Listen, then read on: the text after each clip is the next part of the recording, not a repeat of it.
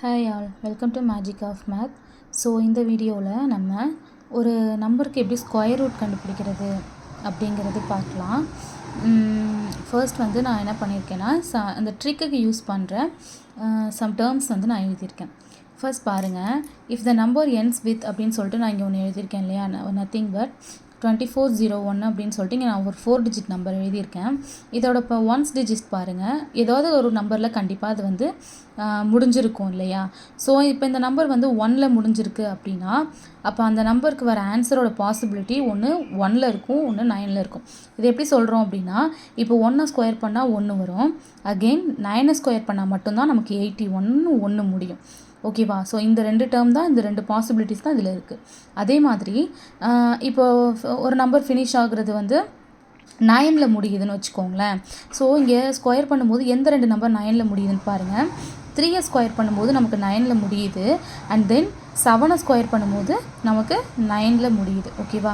So இதோட meaning என்ன அப்படின்னா, இப்போ ஏதாவது ஒரு ஸ்கொயர் ரூட்டோட நம்பர் வந்து 9ல் முடிஞ்சிருக்கு அப்படின்னா அப்போ அந்த நம்பரோட ஆன்சரோட பாசிபிலிட்டிஸ் வந்து 3ஆக இருக்கும், இல்லைனா 7ஆக இருக்கும். ஓகேவா.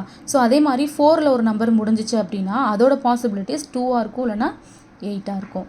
6ல் முடிஞ்சிச்சுன்னா 4ஆக இருக்கும், இல்லைனா 6ஆக இருக்கும். 5ல் முடிஞ்சால் வேறு சான்ஸே இல்லை, அது 5ல் தான், அந்த ஆன்சர் வந்து 5ல் தான் இருக்கும். ஜஸ்ட் நம்ம நம்பர் மட்டும் ஃபைண்ட் அவுட் பண்ணால் போதும். ஓகேவா. ஸோ சம்குள்ளே போகலாமா.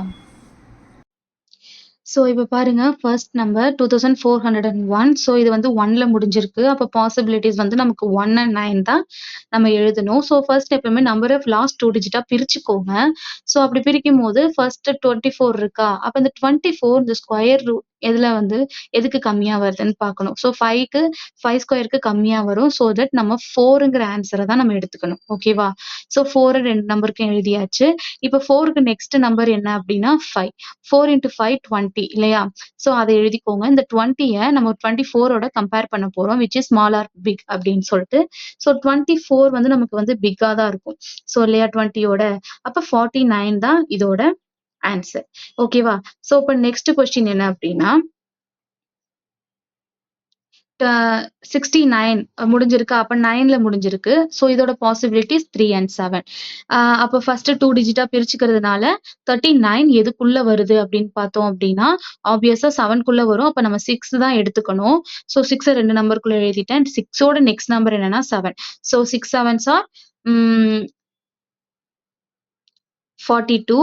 ஸோ நெக்ஸ்ட் இந்த 39ஓட நம்ம என்ன பண்ண போகிறோம், கம்பேர் பண்ண போகிறோம். ஸோ 39 கண்டிப்பாக ஸ்மாலாக தான் இருக்கும். அப்போ 67ஆ 63ஆன்னு பார்க்கும்போது நமக்கு 63 தான் ஆன்சர். ஓகேவா. ஸோ இந்த மாதிரி கம்பேர் பண்ணுறது வந்து நீங்கள் கரெக்டாக கம்பேர் பண்ணிக்கோங்க. நெக்ஸ்ட் வந்து நம்ம அந்த நம்பர் எதுக்குள்ளே வருது அப்படிங்கிறத நம்ம பார்க்கணும். இப்போ நெக்ஸ்ட் நம்பர் பாருங்களேன், லாஸ்ட் 2 டிஜிட் பிரிச்சுட்டேன். 6ஓட பாசிபிலிட்டிஸ் 4 and 6.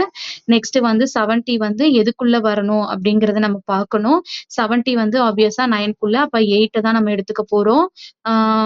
8 எடுத்துட்டு 8ஓட நெக்ஸ்ட் நம்பர் 9. ஸோ 8 × 9 72. ஸோ 70யும் 72வும் கம்பேர் பண்ணது ஆப்வியஸாக 70 is the smallest number. So நமக்கு 86ஆ 84ஆ அப்படின்னு ஆன்சர் வரும்போது நமக்கு ஆன்சர் 84 தான் வரும். ஓகேவா. தேங்க்யூ.